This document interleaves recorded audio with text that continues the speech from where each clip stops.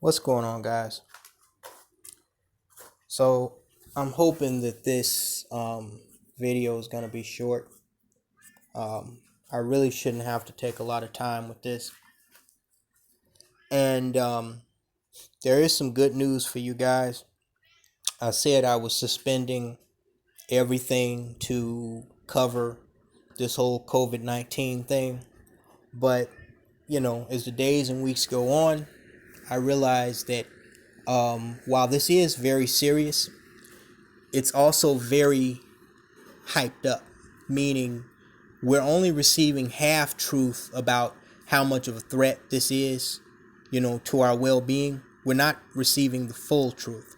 And the full truth is that yes, there are going to be a lot of infections, there's going to be a lot of deaths, but this is nowhere near, like a airborne Ebola that's going to wipe out half the fucking population. So I have decided that after this video, I will continue to make videos on significant coronavirus updates, but this is going to be the last video that's going to run consecutively. It's going to run a straight line through all the videos that I've been making to report on COVID-19. Meaning after this, I'm going to slowly but surely return back to regularly scheduled programming. There are so many videos that I'm behind on right now. There were videos out in video projects and videos that were already produced that I had been working on and had intended to upload or publish before this coronavirus media outbreak a month ago or however long it was. That these videos are like weeks or months old. So I'm gonna go ahead and I'm gonna start rolling out old videos that are produced, and I'm gonna start working on other videos that need to be produced or finish production, and I'm gonna start on that starting, hopefully, unless there's a significant coronavirus update. I'm gonna start working on that and start releasing that stuff starting on beginning my next video release. So look forward to that. For those of you who are Patreon members, thank you for signing up. You've never missed a beat because I have those rolling out the factory off the assembly line like fucking, like cars coming out of a Ford or a GM plant or something. So those of you who are Patreon members, you know that you're getting 4 releases, 4 published blogs every month. I understand that some of the links to some of those videos don't work because of some type of glitch that happened several months ago with BitChute still unexplained. So those of you who are having trouble on Patreon viewing the links, I'm going to have to get a list of all of you guys together and eventually wind up re-uploading those videos on BitChute, FS Avenger, or on YouTube, so you guys can view what what I was trying to send you in the link on Patreon. But this return to normal will also include me revamping, re-energizing, restarting my video production over on our wonderful FS Avenger. The only reason I stopped publishing videos and producing videos over there was because of the perceived seriousness of this coronavirus pandemic. But I think the entire country realizes that this can't go on forever. It won't go on forever. We have to return somewhat to a sense of normalcy. Otherwise, there will be a sort of end of the world, or at least an end of the world as we know it, when this economy goes completely tank, and it's already a third of the way there now. So yeah, you guys are gonna start back. You guys are gonna see me start back to making videos about, whatever, or publishing old videos across all three platforms. And like I said, thank you so much to those of you who donate on PayPal, and those of you who are paying Patron members. I really appreciate you, and just continue to stay tuned, because I got a lot more new material coming your way. Now, I just wanted to send out this PSR because a lot of people have been making PSAs about this, um, you know, calling out this nonsense on social media, primarily by these pro-black idiots that have been saying that black people are immune to coronavirus. A lot of black people will just say any old dumbass shit just because it's trending and they want to be part of the trend and it sounds cool. Okay? And there was a time that I was a little skeptical about the media reporting on all the black celebrities that were claiming to have become infected with coronavirus. But the fact of the matter is, the reality is, okay, something can only be propaganda if it's false. All right?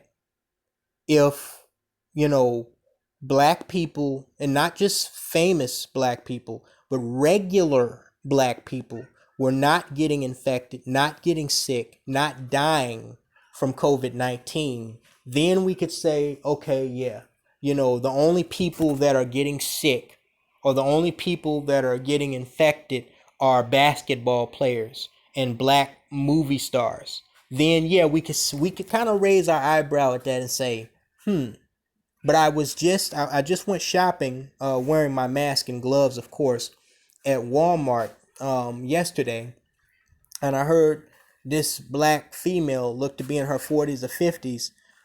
She was talking about how she hoped people took it seriously because two members of her church had gotten it, and we have very few cases here, so I'm assuming she means her church somewhere else. But in our county, we don't I don't even think we have a dozen cases of it yet. But she confirmed that two members of her church had gotten it. Okay, so regular people, the news media isn't just reporting on celebrities like Prince Charles or Boris Johnson or Idris Elba or Tom Hanks. There are normal, everyday people contracting this shit and dying from it. Now, while I do believe that the media, accidentally, or knowing them more than likely, intentionally made a major blooper by overhyping this more than it was, to cause the economic meltdown that we're seeing. I don't think that black people need to be downplaying this and saying, "Oh, well, that's just the white man's trick." Okay, if it's the white man's trick, then why are black people with underlying health conditions contracting and dying from this shit? I just told you guys of a case in my native town of Chicago, where two twin sisters, granted they were in their 60s, they fucking died from the shit a week apart. Okay? There was a black veteran that his family went into quarantine and he died alone in a VA hospital. There was a black woman down in Georgia. She had gotten sick and she went to a hospital, I believe, in Atlanta. They gave her some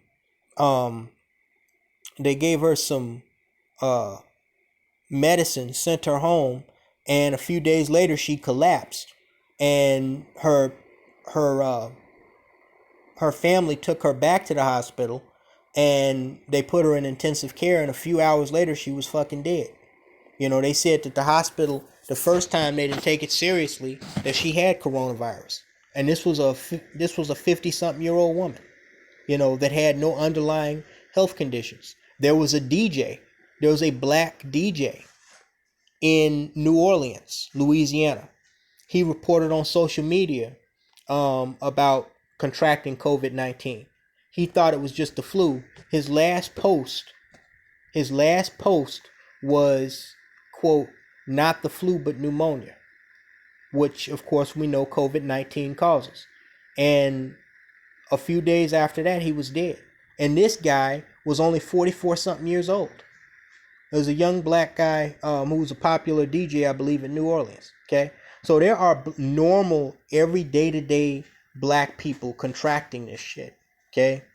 And we should not just completely blow this off and say, I don't think that we should, be like Paul Revere, the British are coming, like this is some major invasion, or at least like it's more of a threat than anything else that we know that could cause major health problems or death, like stroke or heart disease, which are far more prevalent in the black diaspora.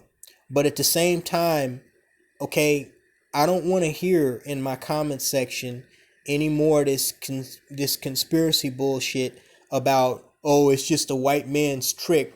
No, they're reporting on everybody. They're reporting on Filipinos, Nepalian people, fucking white people, black people. They're reporting on several people who have died or gotten seriously infected with this disease, young and old.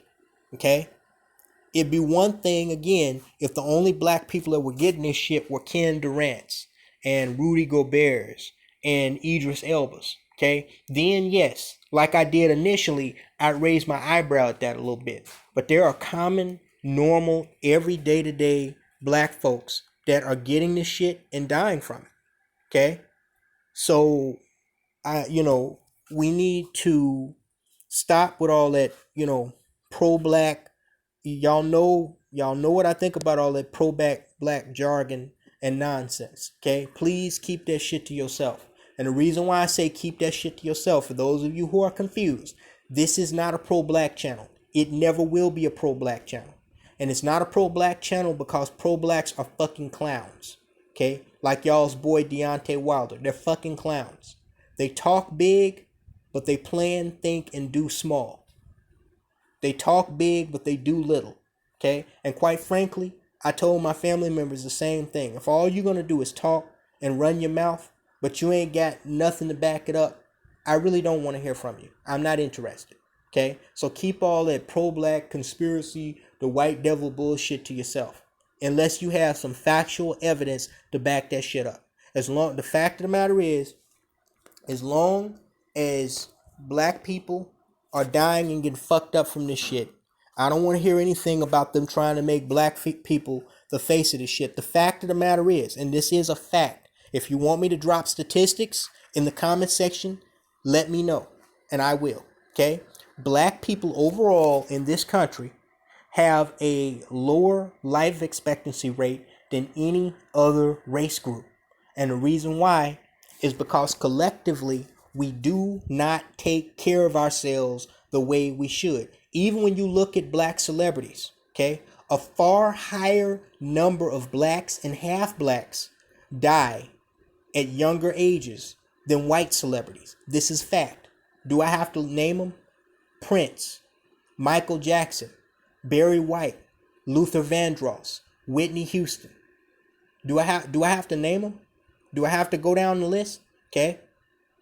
You look and you see only half the amount of white famous people, and that's just famous people, die in their 40s and 50s than black celebrities do. That's because even when black folks get money, they don't hire nutritionists.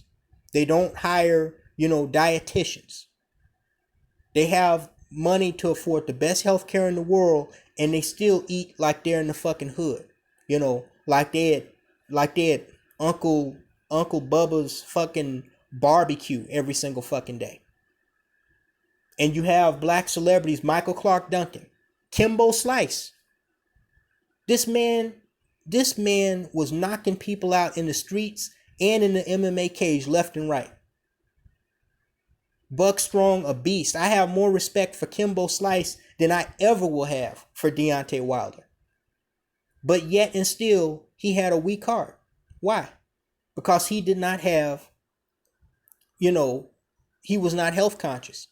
He did not have a mind to keep his body in the shape that it should be in by practicing, smart life choices with what he ate and, what he did, whatever he was doing. And so that man died in his 40s. As strong and as powerful and as dominant as he was at one time. Okay? So this is not about making black folks the face of any fucking thing. Okay? This is about black folks not taking care of business the way they normally don't, and us seeing the residual effects of that.